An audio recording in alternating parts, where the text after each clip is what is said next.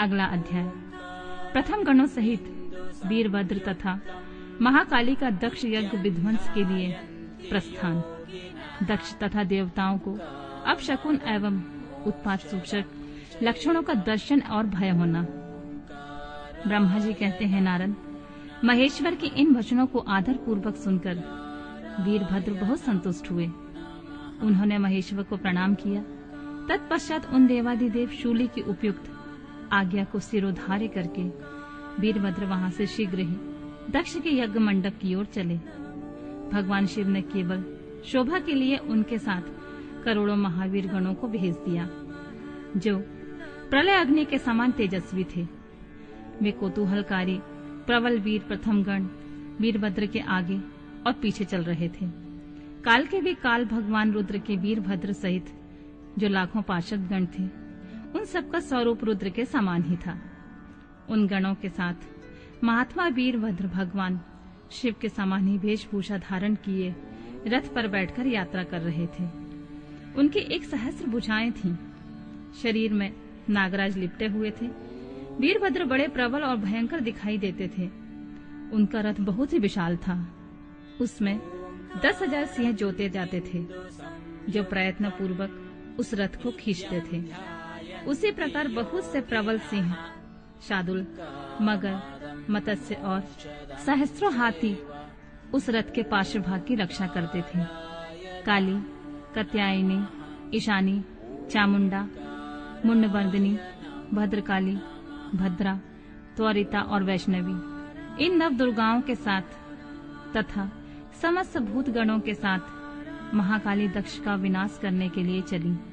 डाकिनी, शाकिनी, भूत, प्रथम, गुहा, कुष्मांड, परपट, चटक, ब्रह्म राक्षस, भैरव तथा क्षेत्रपाल आदि ये सभी वीर भगवान शिव की आज्ञा का पालन एवं दक्ष के यज्ञ का विनाश करने के लिए तुरंत चल दिए। इनके सिवा 64 गणों के साथ योगनिनियों का मंडल भी सहसा कुपित हो उठा। दक्ष यज्ञ के विनाश करने के लिए वहां से प्रथित हुआ। इस प्रकार कोटि कोटि गण एवं विभिन्न प्रकार के गणाधीश वीरभद्र के साथ चले। उस समय भोरियों की गंभीर ध्वनि सुनाई देने लगी। नाना प्रकार के शब्द करने वाले शंख बज उठे। भिन्न भिन्न प्रकार की सींगें बजने लगी। महामुनि सेना सहित वीरभद्र की यात्रा के समय वहां बहुत से सुखद शकुन होने लगे।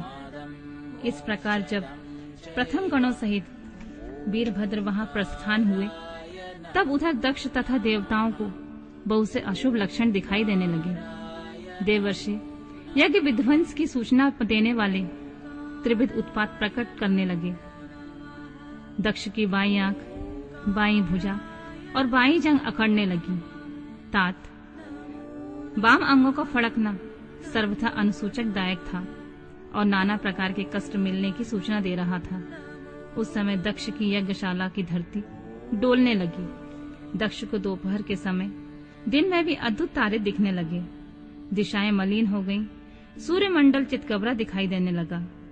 उस पर हजारों घेरे पड़ गए, जिससे वह भयंकर जान पड़ता था। बिजली और अग्नि के समान दीप्तिमान तारे टूट टूट कर गिरने लगे और बहुत से भयानक अपशकुन होने लगे। इस बीच वहां आकाशवाणी प्रकट हुई, जो संपूर्ण देवताओं और विशेषतः दक्ष को अपनी बात सुनाने लगी। ओ दक्ष, आज तेरे जन्म को धिक्कार है। तू महामूढ़ और पापात्मा है। भगवान हर की ओर से आज तुझे महान दुख प्राप्त होगा, जो किसी तरह टल नहीं सकता।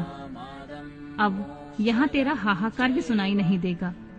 जो मूढ़ देवता आदि तेरे यज्ञ में स्थित हैं, उनको भी महान दुख होगा, इसमें कोई संशय नहीं है। ब्रह्मा जी कहते हैं, मुने, आकाशवाणी की यह बात सुनकर और पूर्वोक्त अशुभ सूचक लक्षणों को देखकर दक्ष तथा दूसरे देवता आदि को भी अत्यंत भय प्राप्त हुआ।